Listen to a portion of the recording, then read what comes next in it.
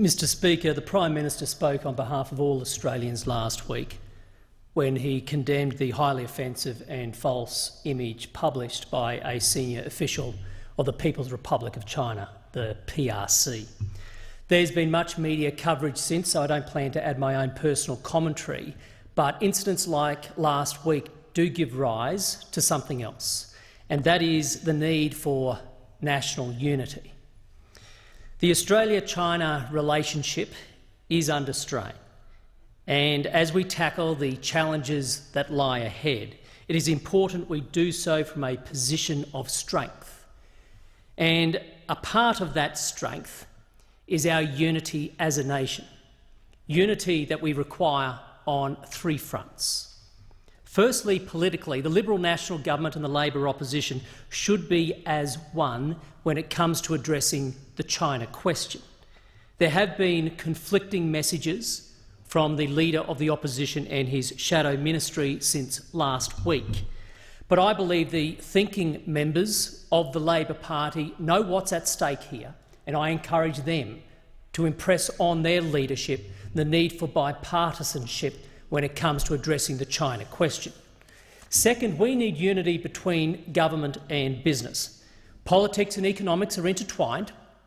In a free market liberal democracy, we keep government and business separated. We know in China they are steered by the one hand. What we must guard against is economic coercion that pits government against business, where our own system risks being used against us. Can I assure the business community in Australia that here in Canberra we absolutely get it. The punitive trade measures being imposed by the PRC are part of a larger game. Now, there are times for reasons of diplomacy that the language coming out of Canberra may seem more circumspect than you think warranted. But I assure you that we understand what's going on, and to those businesses most impacted, you are not alone.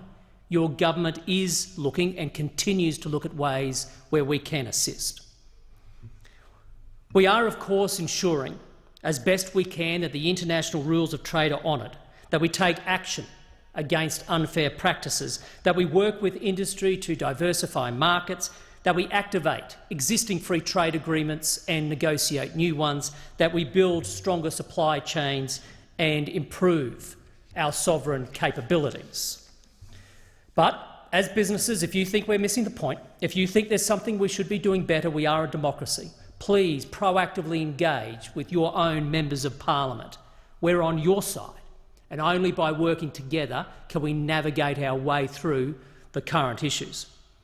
Third, Mr Speaker, we need unity among the Australian people, in particular with the Chinese Australian community. I reject any attempt on behalf of the PRC to expand the notion of sovereignty beyond territoriality or nationality to include claims based on ethnicity or ancestry.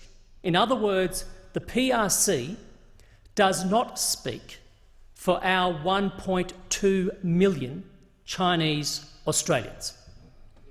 To all Chinese Australians, can I say that the actions of the PRC do not diminish you, the respect that we as your fellow Australians have for you. You are immensely important members of our local communities and of our nation. When the Australia-China relationship is strained, that can be particularly difficult for Chinese Australians. And that is why the rest of us who do not have a Chinese background stand shoulder to shoulder with the Chinese Australian community. Mr Speaker, I believe that the greatest challenge we face as a nation is not COVID-19. The greatest challenge we face as a nation is how we address the China question. While a definitive answer to that question may seem elusive at times, there's one thing about which we can be certain, and that is the more we are united as a nation, the more we can tackle the challenges before us from a position of strength. Thank you, Mr Speaker.